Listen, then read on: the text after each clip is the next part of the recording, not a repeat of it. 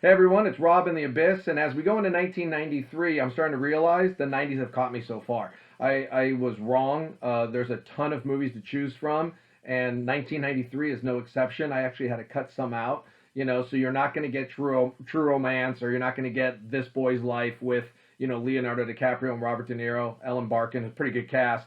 I had to leave something out when you have a list of 21, but, I was going through pulling the movies, and all of a sudden I'm noticing movies from the 80s that I've missed.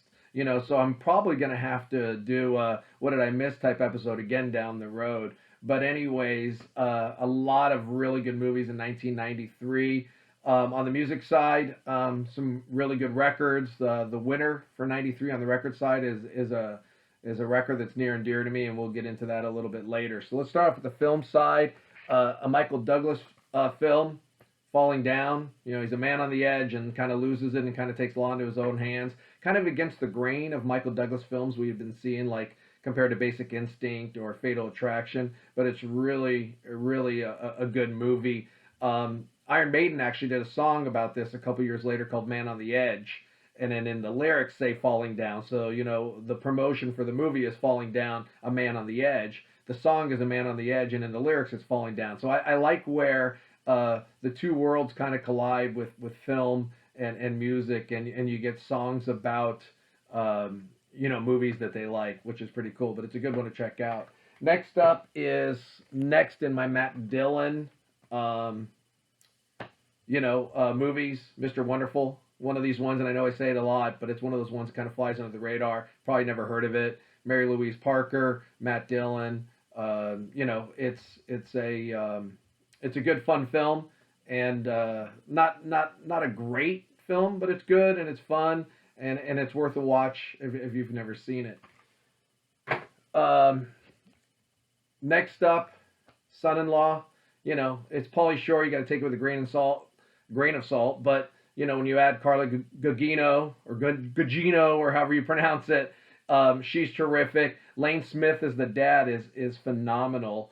I didn't even mention him yesterday when I was talking about My Cousin Vinny. He's the one that plays the prosecuting attorney. He's always Lane Smith. He is that guy. And it's funny because his daughter was in my workshop years and years ago, and I remember asking her, is her dad like the guy we see on TV? And she's like, 100%, that's him. So, here he is just dealing with, his daughter's possible son-in-law. And it's a good, fun comedy, but you have to take it with a grain of salt because it is Pauly Shore.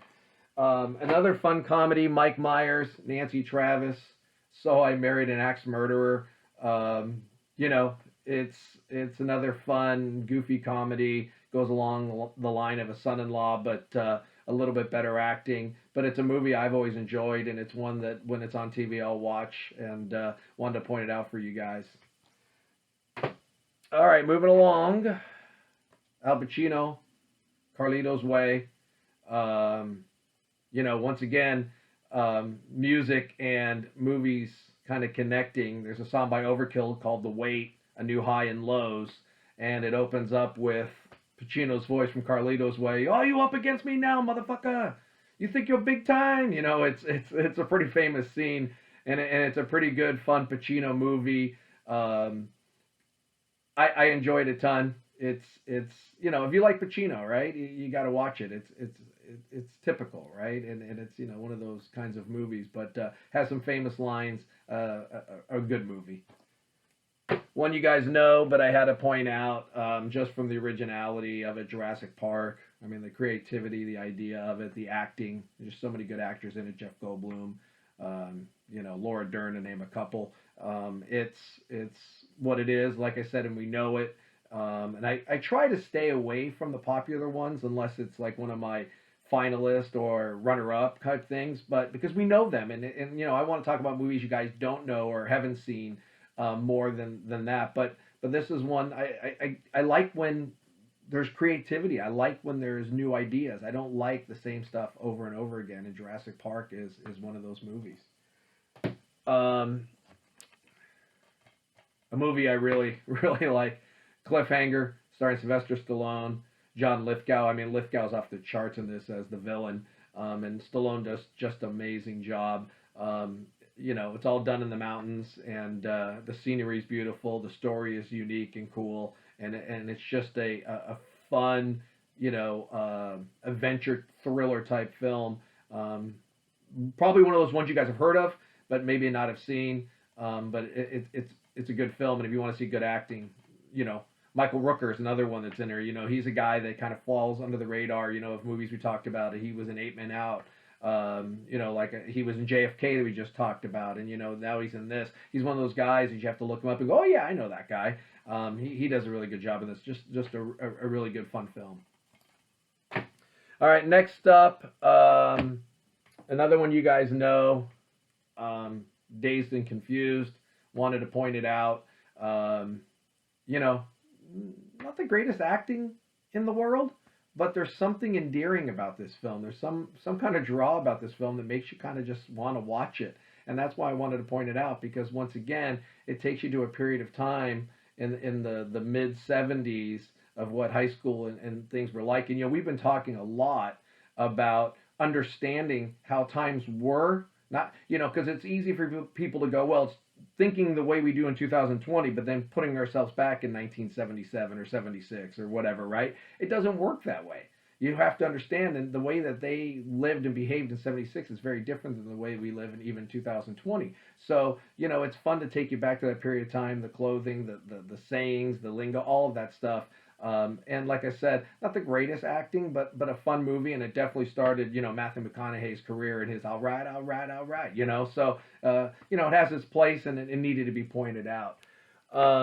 Next in our line of Michael J. Fox films we've been talking about, For Love or Money, he's a concierge at a high-end hotel, and is trying to save up money to open his own up on the island, and, he deals with this young lady. I think her name is Annabelle Anwar, is how you say it. She does a really good job. She was also in that dancing scene in Scent of a Woman, if you've seen that. But her continuity with him is really, really good, and it's another, typical in line of the movies we've been talking about when it comes to Michael J. Fox, of ones he did. And I said yesterday we're going to talk about a bunch of these.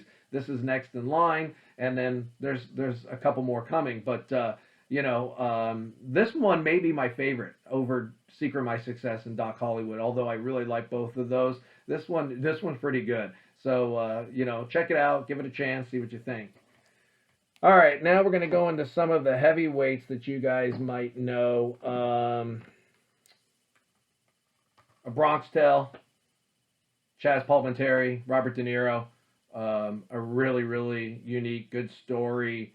A dad fighting for his son while this mob boss kind of takes his son under his wing, almost like his own son, and there's a rivalry that grows between that, and it's a really, really good, strong film, and it's a must-watch. It covers a lot of things that we are kind of talking about today when it comes about, dealing with interracial relationships and how the Italians dealt with the blacks and the blacks dealing with the Italians. It's a very strong movie and story, and it needs to be watched.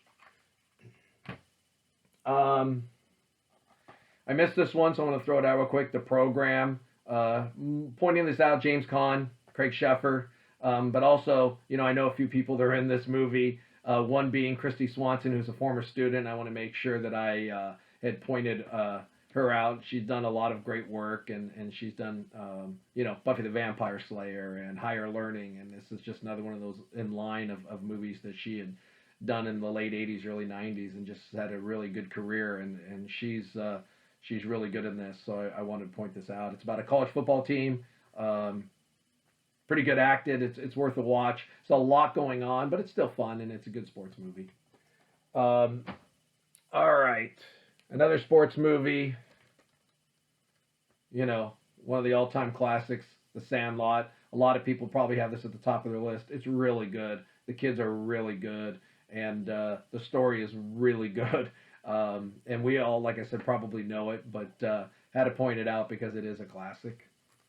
Another classic that we all probably know, Tombstone. I'm your Huckleberry. Val Kilmer I mean, as Doc Holliday, amazing. Kurt Russell as Wyatt Earp, amazing. You have Sam Elliott, does an amazing job. It's just a really good movie, and once again, it's another one, we all know it, we've all seen it, and if it's on TV, we're all gonna watch it. So, but it had to be pointed out because it's really good. Next up, Nicole Kidman, Alec Baldwin, Malice, and like we talked about with Glengarry the other day, where he has that famous scene, Alec Baldwin does, put that coffee down, that scene. In Malice, he has another famous scene where he's talking about himself as a surgeon when they ask him if he has a God complex, and the whole thing's ended with him going, so you're asking me if I have a God complex? Let me tell you something. I am God. It's just classic, and it gives me chills. And just like I talked about with Carlito's Way, there's a band called the Bronx Casket Company, and they open up their song. It's called I Am God Here, and it's opened up with that line. You hear Alec Baldwin's voice, and leads into the song. It's pretty cool. It's a great thriller. It's a lot of fun. It's really well acted, and it's a must-watch. All right. Tom Cruise, Ed Harris, Wilford Brimley. I mean, we can go on and on and on. The Firm, Gene Hackman. It's a really, really good movie, a really, really good story, and a typical 90s Tom Cruise thriller. It has its ups, it has its downs. It's a strong movie. This is actually probably one of my favorite Tom Cruise movies. It's awesome. And like I said, when you have so many good actors in it, you can just sit back and enjoy the film. And this is one for sure that you can do that with. Along those lines, Denzel, Tom Hanks, Philadelphia. The acting is just phenomenal. I don't know what else to say. There's scenes where Denzel is talking to his wife, or he's in situations, and you almost feel like you're a fly on the wall. You almost feel like you're eavesdropping, like I should not be listening to this couple talking about stuff. And it's just that good. It's just that honest, and it just comes from a personal place, and they're so good at it, in it. And it's just a strong story. And Tom Hanks and Antonio Banderas as his boyfriend, and how they deal with him dying, and it's just so powerful, and it's so good. And when you have such good acting, once again, like we talked about with The Firm, you can watch this movie a ton because it's really well done. Another one from that period, a little heavier, is Schindler's List. A very powerful story. Ray Fiennes, Liam Neeson. The acting's off the charts. The story is just very powerful, very humbling, sad, but then inspirational at the same time, and it just takes you to that place during World War II. And it's one of these ones that we've talked about, like we talked about with Deer Hunter, Apocalypse Now, or those kinds of things. It's a mood movie, but it's a must watch if you haven't seen it, just because it's just so well acted, and the story's so well done, and it's just an amazing film. Last couple here, Harrison Ford, The Fugitive, Tommy Lee Jones. It's just a unique story. And there's a cool thing. There's a guy online, I forget his name, but he kind of goes to old film sets and stuff. And there is, down in a gully in North Carolina, the reminiscences of the train from the crash scene at the beginning of this, that they couldn't get out of the gully after they were done filming, so they just left it there. So if you're able to be in North Carolina and find it, you can go to a film set. They're all over the place.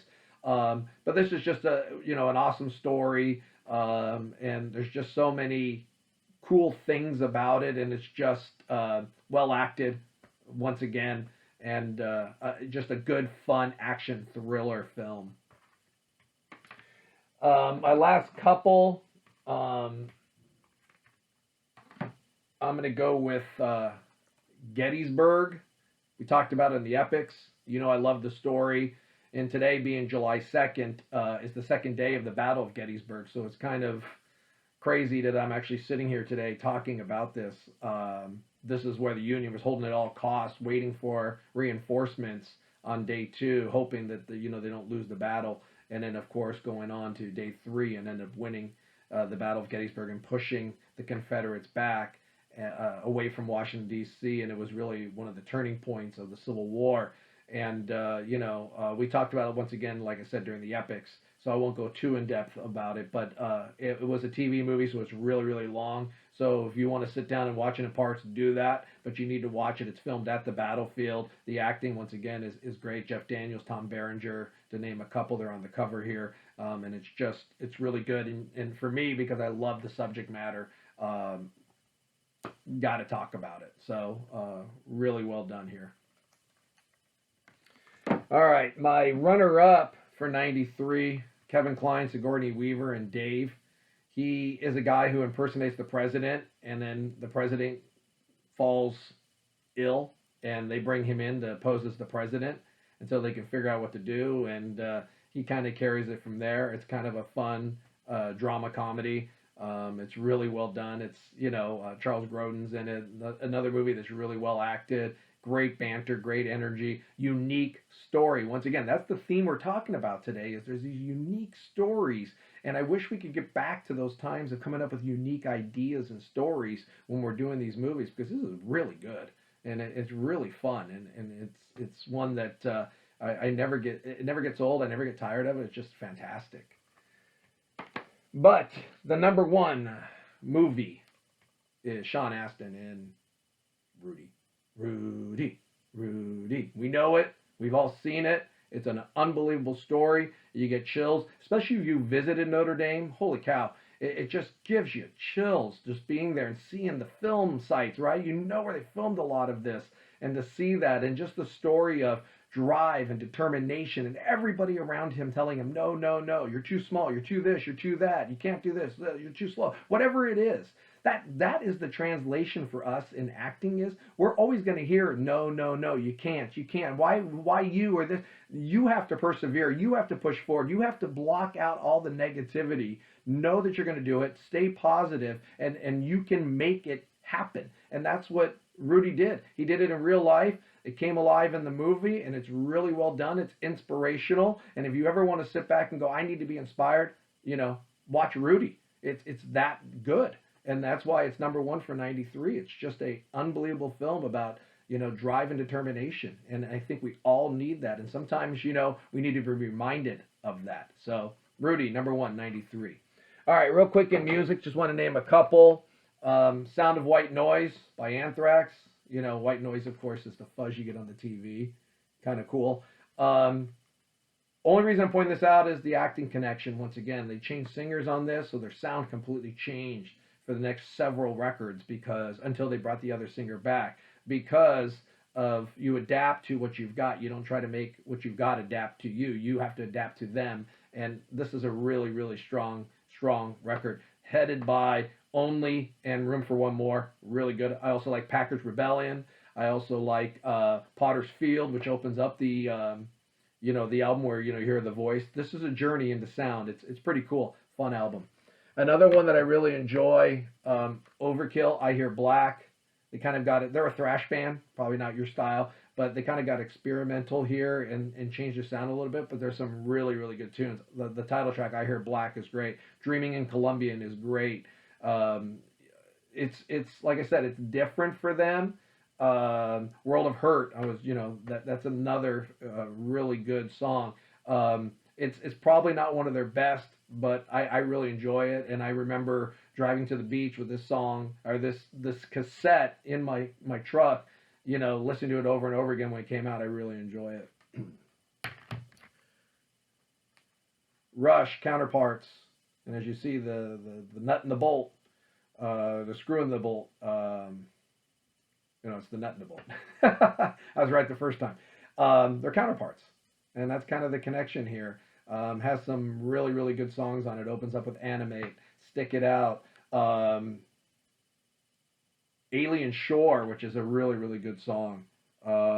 Speed of Love, Double Agent is really good. Cut to the Chase, Nobody's Hero. Nobody's Hero is great because it talks about how, a lot of people pass and they're really nobody's hero. They kind of die alone. And it puts in perspective that, we sit there as people and we talk about these people who do amazing things, Save a Drowning Child, they're a hero. I'm just going by the lyrics. Land a Crippled Airplane, or the big stars and stuff like that. And there's somebody's hero, and a lot of people die nobody's hero.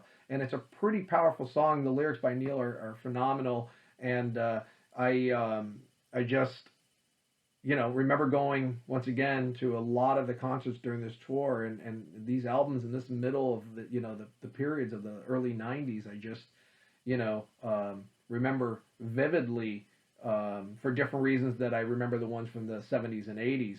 But this is a really, really strong record. But number one for me is Savatage's Edge of Thorns. John Oliva, one of the two brothers we've spoken about in past episodes, he steps down as singer, stays on as a writer and plays the keyboards, piano, etc. But Zach Stevens comes in on this album, and I saw them on this tour down at the Coach House in San Juan, leaning right up on the stage, and got to play Chris Oliva's guitar. He leaned right in front of me and let me kind of just run my hands all over the guitar, and it's a memory I'll never forget, because a couple months later, he was hit by a drunk driver and died instantly. His wife was banged up pretty good. She survived another 10 years, and then she passed away. A lot of people believe from a broken heart. They have been together since high school. This is actually her likeness on the cover of the album. But, Chris was a pretty amazing guitar player, and to die at 30 years old senselessly, is really, really sad and unfortunate. And thank God that we are blessed to have his music. I actually have 4 different versions. This is the original CD I got. And then I got the Japanese, you can tell, with the white borders on it and stuff like that. And the reason I got this is back then, that's how you were able to get bonus tracks. And Shotgun Innocence is the last song he recorded, and that's on the Japanese version. That's why I have that. And then I have a digipack, and I have a German version. It's just a special album. I mean, the Edge of Thorns, Miles Away, Sleep, Conversation Piece, Lights Out, which they opened with in the show I saw. It's just really, really good, and it reminds me of seeing them live. It reminds me of Chris a ton, because that was, like I said, a couple months later he ends up dying, and it's just horrible. And like I've kind of been teasing leading into the future here, that will change this band. Losing him on guitar, losing his songwriting, it will change this band. Not for the worst. It's still going to be good, but they're going to completely change their sound, because the new guitar players have a different style of playing and a different sound. But it's also going to trigger an evolution to another band, which I keep teasing, and we're going to get there soon. Not yet, but we're going to get there soon. But this was Chris's last one, and along with Hall of the Mountain King, Gutter Ballet, Streets of Rock Opera, Edge of Thorns is absolutely phenomenal.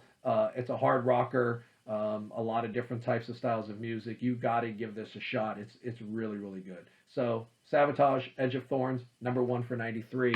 And then, like I said, where did I put it? Well, I don't know where I said it. Rudy for the film side in 1993. All right. I know this was probably a long one. We had a lot to cover. I appreciate you guys staying and watching. Please do the subscribe, the like, the comments, all the stuff we're talking about, and we will hit 94 tomorrow.